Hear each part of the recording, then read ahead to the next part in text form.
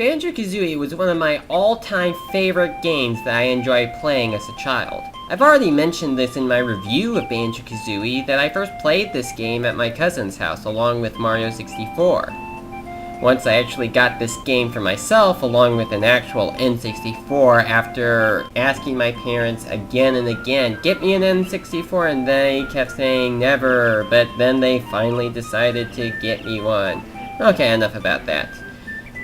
Okay, so, at the end of Banjo-Kazooie, Mumble will show you the stop and swap hints from, that are for Banjo-Tooie. And I think the original idea behind these Easter eggs and Ice Key were all scrapped by the time Banjo-Tooie came out. The whole reason for this is because on some, okay, well, here's the whole thing. You were supposed to, after you found the eggs, you were supposed to switch out cartridges within a minute. The whole reason why this idea was scrapped was because later versions of the N64 only had it rely on a mere second. And I guess Railroad did not want to mess up with their controllers or do anything else that might not be good. But nonetheless, we did get a Banjo-Tooie. And, according to some online sources, production for Banjo-Tooie actually began long before the first game was released. No, that is quite interesting, considering how long games can take to be created. Okay, so I'll give you a lot of detail about this game after I give you the story. 2 years have gone by since Banjo and Kazooie have defeated Gruntilda, and Grunty's henchman Klungo is still trying to get the boulder off of her that she has been stuck underneath since the end of the first game. Still no success yet. That is, until Grunty's sister, Mingella and Bloblinda, come in their machine called the Hag One and use this sort of spell to lift the rock off of Gruntilda, only to reveal that she has now turned into a skeleton from her 2 years underneath the rock. Now Mumbo oversees this and goes to warn Banjo and Kazooie about it, as Grunty runs to their house and gets ready to blast it. Banjo-Kazooie and Mumbo make it out of the house in time, but Bottle stays in, thinking that it's all a joke.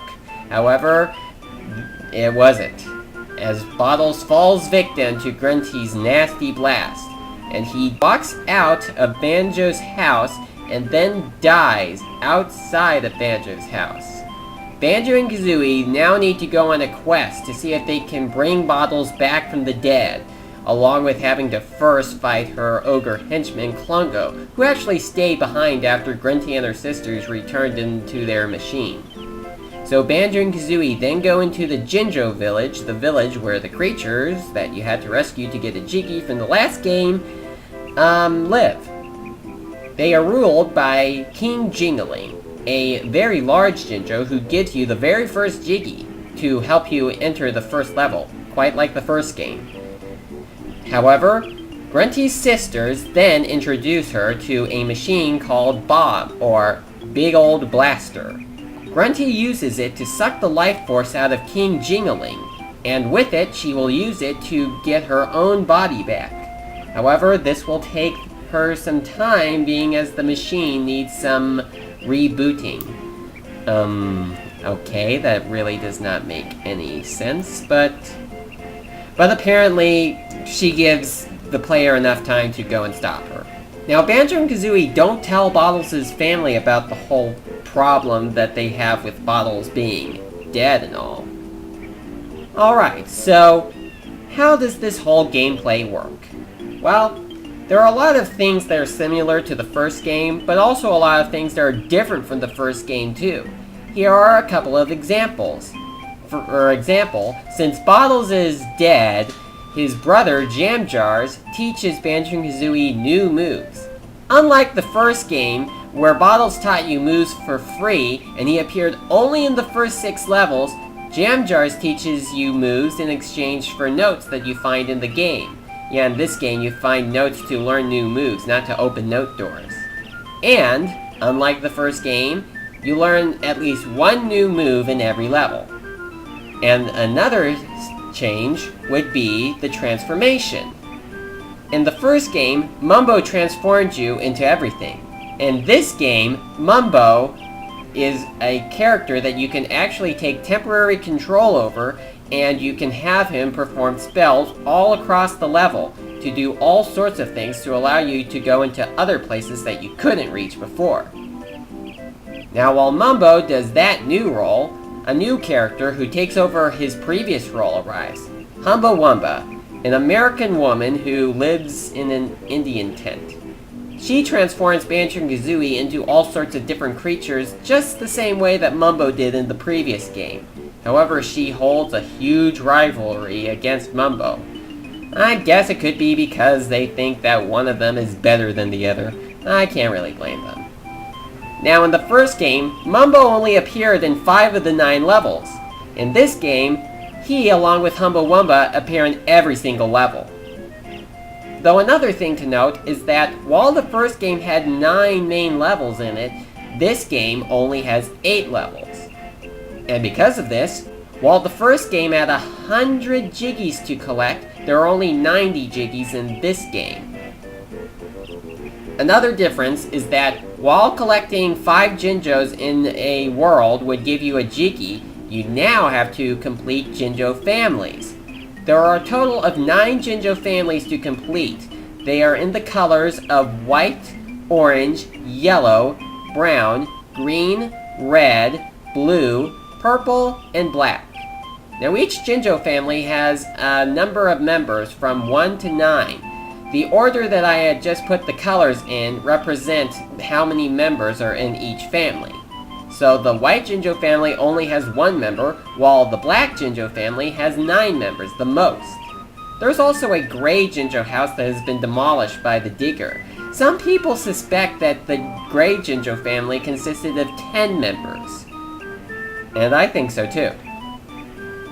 Another thing to note about this game is that the enemies respawn after time, because after you defeated an enemy in the first game, they didn't come back unless you left the level and then came back again. Also, there were these magic cauldrons that allowed you to warp in between places in the first game. In this game, there are silos all throughout the hub level called the Isolo Hags. Now, the Isolo Hags is quite different from the previous hub level, which was Gruntilda's lair. This time, it doesn't take place inside the main villain's lair. And there are also these warp pads. At least 2 of them can be found in each level. The first 7 levels contain 5, but the last 2, including the final boss level, have 2 warp pads. Now, when you completed a Jinjo family, I forgot to finish this, they will give you a Jiggy that is associated with the Isolo Hags, replacing the witch switches from the first game.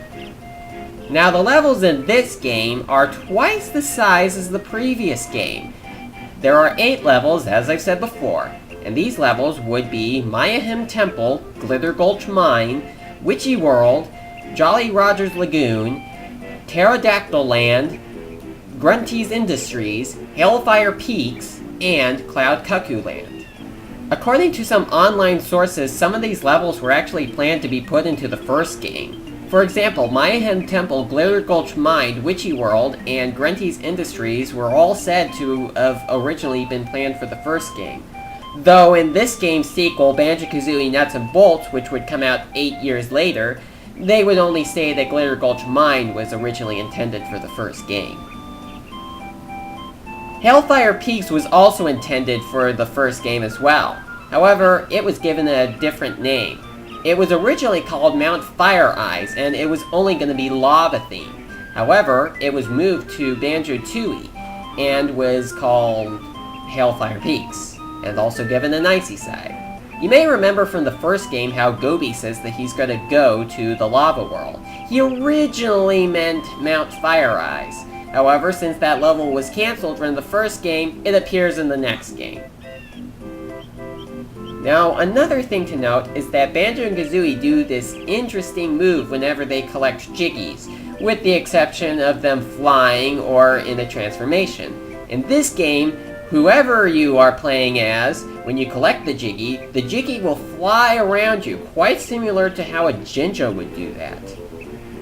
And you will also see a bunch of familiar faces such as Boggy, Tip Top, Captain Blubber, Edic, I know, Edic, etc., Tomato, along with a couple of new faces in many levels that will actually appear in the next game as well, which would include Jolly Roger and Mr. Fit. Now, the minor characters certainly give you a lot of help. A couple of other characters that also give you help would be Cheeto, the spellbook from the previous game. Grunty ripped out all of his pages because he helped them in the last game. In this game, you have to find his missing Cheeto pages in each of the levels. Every time you return 5 to him, he will give you a new spell. And there are a lot more spells to receive in this game than the last one. And you also get assistance from Honeybee, a bee that will give you another unit of honey energy every time you give her a certain number of empty honeycomb pieces.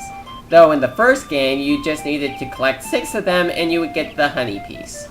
Though in this game, you would have to find the empty honeycomb pieces, take them to her, and then receive the enhancement.